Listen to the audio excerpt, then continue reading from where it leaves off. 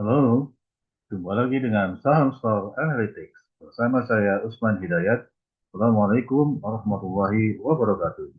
Bapak-bapak, ibu-ibu, teman-teman sekalian yang saya hormati, seperti telah diduga dan gampang menduga bahwa hari ini saham kembali jatuh dan itu banyak dipengaruhi oleh keadaan di situasi domestik ya, sentimen domestik ketika eh, keresahan masyarakat, kerusuhan terjadi di mana-mana dan tampaknya belum memperoleh titik terang ya.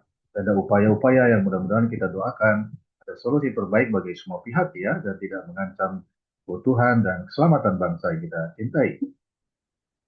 Jadi meskipun hari ini ada rilis data ekonomi yang sedikit menggembirakan atau dapat dikatakan ini sebuah kejutan atau surprising event karena beberapa ekonom dan saya sendiri menyangka bahwa akan terjadi inflasi yang meningkat, namun tampaknya terjadi deflasi indeks harga konsumen. Kemudian saya mengira masih ada kontraksi manufaktur karena dalam beberapa bulan terakhir ini memang data ekonomi menunjukkan ada pelemahan di manufaktur meskipun pertumbuhan ekonomi semester pertama atau kuartal kedua itu manufaktur tumbuh cukup tinggi ya. PMI Manufacturing Index ekspansi di angka sekitar 51 poin ya, dan penguatan rupiah yang menurut saya penguatan dibanding kemarin poin to poin, walaupun secara absolut nilai rupiah kita, nilai tukar kita masih melemah ya terhadap dolar Amerika. Dan ini tidak mampu meredam atau menahan kejatuhan indeks harga saham gabungan hari ini ya. Jadi mestinya adalah sentimen positif, namun sentimen negatifnya tampak tarikannya lebih besar ya.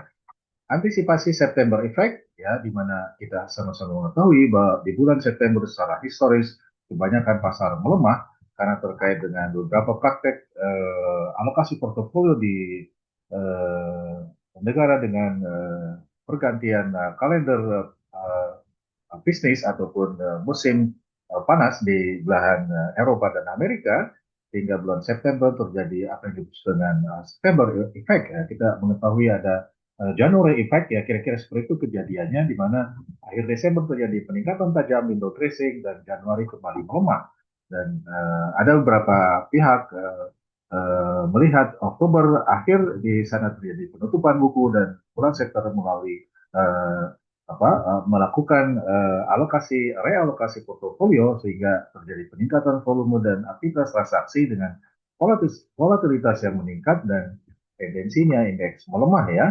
Oleh karena itu untuk mengantisipasi keadaan ini, saya melihat ya perlu kita mempertimbangkan saham-saham yang blue chips, artinya saham-saham dengan tendensi aktivitas perdagangan yang masih tinggi, yang liquid, namun dengan alfa yang positif, serta beta dan fluktuasi harga yang rendah.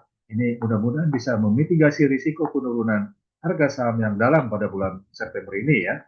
Mari saya ingatkan bahwa ini adalah sebuah pandangan pribadi, tidak ada maksud mempengaruhi, mengajak atau merekomendasikan saham tertentu untuk dibeli atau dijual. Tanggung jawab pada Bapak Ibu sekalian ya. Ya kita sedikit market review, ini mohon maaf tulisannya agak sedikit kecil ya.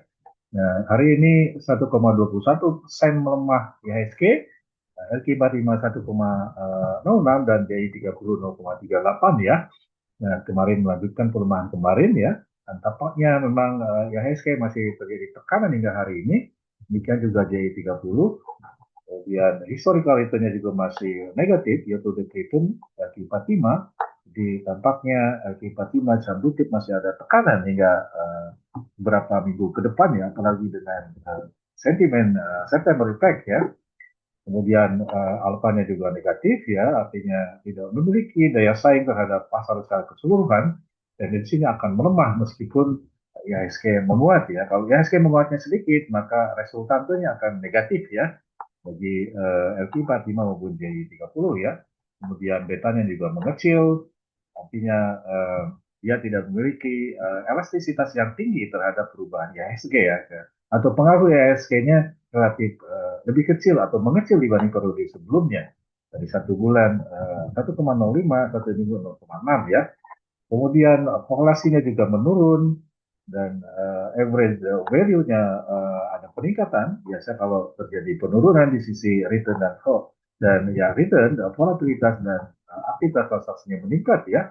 Secara keseluruhan sebenarnya ini ada penurunan dari rata-rata 5 harian dari 22 triliun menjadi 20,6 triliun, dan namun untuk LQ45 ada peningkatan ya, ada peningkatan value transaksi rata-rata harian.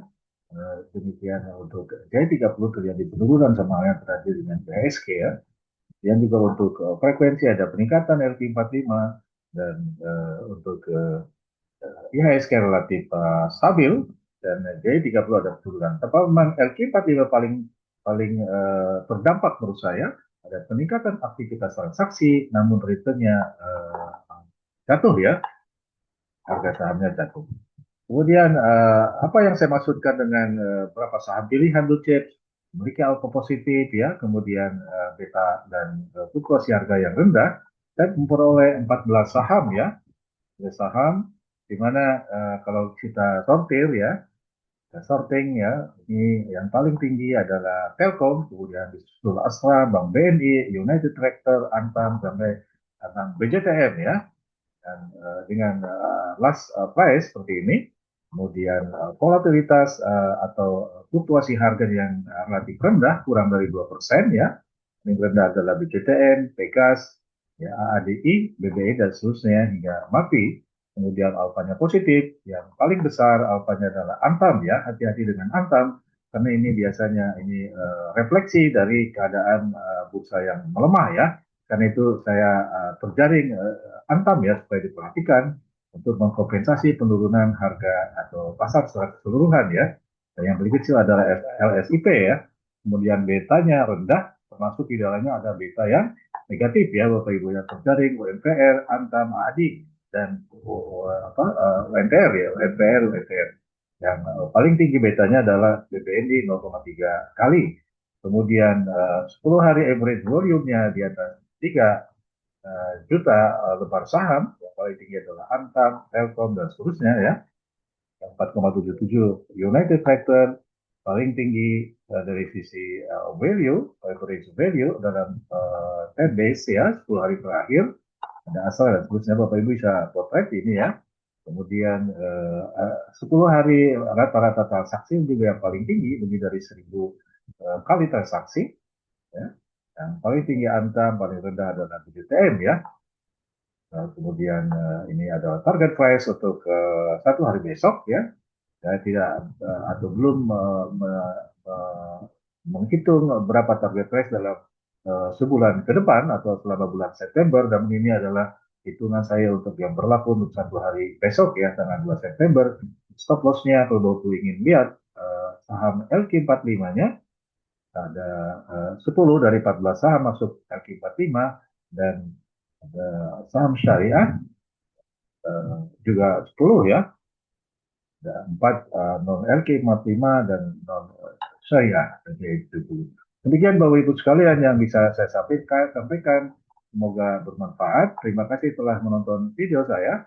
Jangan lupa subscribe bagi yang belum berlangganan ya. Mudah-mudahan bisa memberikan masukan lebih awal agar Bapak Ibu tidak ketinggalan update dari saya.